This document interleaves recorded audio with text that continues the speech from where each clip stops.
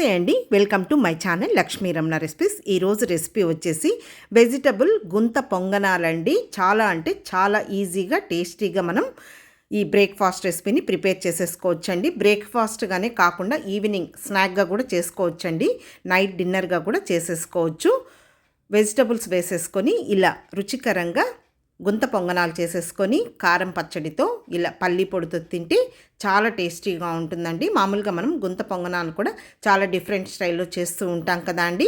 ఈరోజైతే నేను వెజిటబుల్ గుంత పొంగనాలని ఎలా ప్రిపేర్ చేశానో కావలసిన పదార్థాలు, తయారీ విధానం ఒకసారి చూసేద్దామండి. పిల్లలు వెజిటబుల్స్ అనేది సరిగా తినరు కాబట్టి సో అలాంటప్పుడు ఇలా మనం వెజిటబుల్ గుంత పొంగనాలు చేస్తే చాలా ఇష్టంగా తినేస్తారు. కాబట్టి కావలసిన పదార్థాలు, తయారీ విధానం ఒకసారి చూసేద్దామండి. ఇక్కడ నేను కొన్ని వెజిటబుల్స్ కట్ చేసి పెట్టాను. ఒక 2 పెద్ద ఉల్లిపాయల్ని చిన్న ముక్కలుగా కట్ చేసి పెట్టాను. అలాగే ఒక 3 పచ్చిమిరపకాయలు కూడా చిన్న ముక్కలుగా కట్ చేసి పెట్టాను. చిన్న క్యాప్సికమ్ను కూడా కొద్దిగా చిన్న చిన్న ముక్కలుగా కట్ చేసి పెట్టేసుకోవాలి. తర్వాత ఒక 2 క్యారెట్లని పైన పీల్ చేసేసుకొని ఇలా తురిమి పెట్టేసుకోవాలి. ఒక గుప్పెడంతా కరివేపాకును, కొత్తిమీర కూడా సన్నగా చాప్ చేసి పెట్టేసుకోవాలండి. ఇంకా ఇదైతే పిండి అండి, బ్యాటర్ అన్నమాట. ఇది ఇడ్లీ, దోశ పిండి 2 చేసుకునే బ్యాటర్ అండి. రవ్వ ఇడ్లీ కాదనమాట, మామూలుగా ఉప్పుడు బియ్యం, పచ్చి బియ్యం వేసి ఆడించిన పిండి అనమాట. ముందుగా స్టవ్ వెలిగించుకొని ప్యాన్ పెట్టేసుకొని ఒక 2 టేబుల్ స్పూన్ల నూనె వేసుకొని ఇందులో ముందుగా పోపు దినుసులు వేసుకోవాలండి. ఒక 1/2 టీ స్పూన్ ఆవాలు, 1 టేబుల్ స్పూన్ మినపప్పు, 2 టేబుల్ స్పూన్ల పచ్చిశనగపప్పు, అలాగే ఒక 1/2 టీ స్పూన్ జీలకర్ర వేసేసుకొని కట్ చేసి పెట్టుకున్న ఈ పచ్చిమిర్చిని, ఉల్లిపాయ ముక్కల్ని వేసేసుకోవాలి. అంటే లైట్గా మనం ఫ్రై చేసుకోవాలండి, ఎక్కువసేపు ఫ్రై చేయకూడదు. అలాగే కట్ చేసి పెట్టుకున్న క్యాప్సికము, ఇంకా కరివేపాకు కూడా వేసేసుకొని జస్ట్ 1 నిమిషం మాత్రమే లైట్గా ఫ్రై చేసేసుకోవాలి. కావాలంటే పచ్చివి కూడా వేసేసుకోవచ్చండి, కానీ ఇందులో మనం క్యాప్సికమ్, క్యారెట్ వేస్తున్నాం కాబట్టి లైట్గా ఫ్రై చేసేసుకుంటే సరిపోతుంది. ఇప్పుడు చివరగా ఇందులో తురిమి పెట్టుకున్న ఈ క్యారెట్ని కూడా వేసేసుకొని ఇప్పుడు ఈ వెజిటబుల్స్కి కొద్దిగా సాల్ట్ అనేది వేసేసుకొని జస్ట్ ఇదంతా కూడా ఒకసారి కలిపేసేసుకోవాలి. ఇప్పుడు ఇదంతా కూడా మనకు లైట్గా ఫ్రై అయింది. స్టవ్ ఆఫ్ చేసేసుకొని ఈ కట్ చేసి పెట్టుకున్న ఈ కొత్తిమీరని కూడా వేసేసుకోవాలి. ఎక్కువసేపు మనం ఫ్రై చేయకూడదండి, ఈ వెజిటబుల్స్ అనేది క్రంచీగా ఉంటేనే బాగుంటుంది. ఇప్పుడు ఇదంతా కూడా ఫ్రై చేసి పెట్టుకున్నదంతా కూడా ఈ పిండిలో వేసేసుకోవాలండి.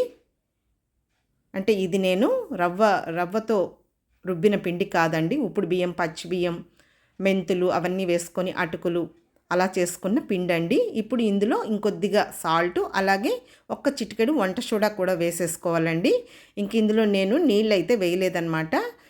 అయితే మనము ఈ గుంత పొంగనాలనేది అప్పటికప్పుడు రుబ్బిన పిండి కాకుండా పిండంతా అయిన తర్వాత చివరగా ఉన్న పిండి కొద్దిగా మనకు పుల్లగా ఉంటుంది కదా అండి, ఆ పిండి అయితే మనకు గుంత పొంగనాలకు టేస్ట్ బాగుంటుందన్నమాట. ఇంకా నేను నీళ్ళు అనేది వేయలేదు, కొద్దిగా నీళ్ళు వేసి కలిపి పెట్టేసుకున్నానండి పిండిని. ఇప్పుడు స్టవ్ వెలిగించుకొని గుంత పొంగనాల పెనం పెట్టేసుకొని కొద్దిగా నూనె వేసేసుకొని బ్రష్తో ఇదంతా కూడా అప్లై చేసేసుకొని చిన్న గరిటెతో కొద్దిగా ఈ పిండిని వేసేసుకోవాలండి. మరీ ఎక్కువ పిండి వేసామంటే మనకి ఇది పొంగుతుందన్నమాట. మంటని మీడియంలో పెట్టేసుకోవాలి. ఇంకా పిండినంతా కూడా ఇలా ఫిల్ చేసేసుకోవాలండి. హై ఫ్లేమ్ పెట్టామంటే త్వరగా మనకు కలర్ వచ్చేస్తాయి, లోపలంతా కూడా పచ్చిగా ఉంటాయి. సో అందుకే మనం మంటని తక్కువగా పెట్టేసుకొని మీడియంలో ఫ్రై చేసేసుకోవాలి. ఇప్పుడు ఇంకొద్దిగా నూనె వేసేసుకొని మూత పెట్టేసుకొని ఒక 5-6 నిమిషాలు మనం పెట్టేసామంటే చూడండి మంచి కలరు వచ్చేసాయి. ఇందులో నేనైతే పసుపు వేయలేదండి, కావాలంటే పసుపు కూడా వేసేసుకోవచ్చు కొద్దిగా. మామూలుగా మనం ఉల్లిపాయలు, పచ్చిమిర్చి అలా వేసి చేస్తూ ఉంటాం, కానీ కొద్దిగా క్యాప్సికమ్, క్యారెట్ అలా వేసి చేసుకుంటే కూడా చాలా బాగుంటాయండి ఈ గుంత పొంగనాలు. మధ్యలో ఉన్నవి మనకు త్వరగా కలర్ వచ్చేస్తాయి. ఇంకా ఇవన్నీ కూడా ఇలా ఇంకొక సైడ్కి తిప్పేసుకుంటూ కొంచెం బాగా కరకరలాడేటట్టు ఫ్రై చేసేసుకోవాలి. అందుకే హై ఫ్లేమ్ పెట్టకుండా మంటని తక్కువలో పెట్టేసుకొని మనం చేసేసుకోవాలండి. ఇప్పుడు ఈ ముందుగా కలర్ వచ్చిన వేగిపోయినవి తీసేసుకోవాలి, అంతే అండి. ఇంక ఇదే విధంగా మిగిలిన పిండిని కూడా చేసేసుకోవడమే. కావాలంటే మనం ఈ పిండిని ఫ్రిడ్జ్లో పెట్టుకొని ఎప్పుడు కావాలంటే కూడా అప్పుడు చేసుకోవచ్చండి, మార్నింగ్గా కానీ లేదు ఈవినింగ్ స్నాక్గా కానీ నైట్ డిన్నర్ కూడా చేసేసుకోవచ్చండి. అయితే పిండి కొద్దిగా ఫ్రెష్గా ఉన్న పిండి కాకుండా కొద్దిగా పుల్లగా ఉంటేనే గుంత పొంగనాలకి బాగుంటుందండి టేస్ట్. ఇప్పుడు నేనైతే ఇవన్నీ కూడా సర్వింగ్ ప్లేట్లోకి డిష్ అవుట్ చేస్తున్నానండి. మేమైతే ఈ గుంత పొంగనాలని పల్లీ చట్నీ కాకుండా ఇలా ఎర్ర కారం అండి, ఆల్రెడీ మన ఛానల్లో ఉంది చూడండి. తర్వాత ఏదైనా పొడి అండి, ఇదైతే పల్లీల పొడి అండి.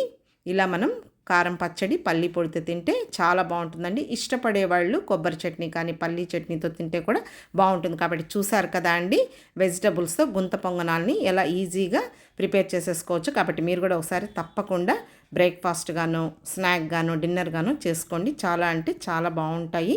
పిల్లలు కూడా కొంతమంది వెజిటబుల్స్ అనేది సరిగా తినరండి. కాబట్టి మనం ఇలా చేసేసుకుంటే బాగుంటుంది. ఈ వీడియో మీకు నచ్చితే లైక్ చేయండి, షేర్ చేయండి. కొత్తగా చూస్తున్న వారు ఛానల్ని తప్పకుండా సబ్స్క్రైబ్ చేసుకోండి. ఇంకొక మంచి వీడియోతో మళ్ళీ కలుద్దాం. నమస్తే అండి.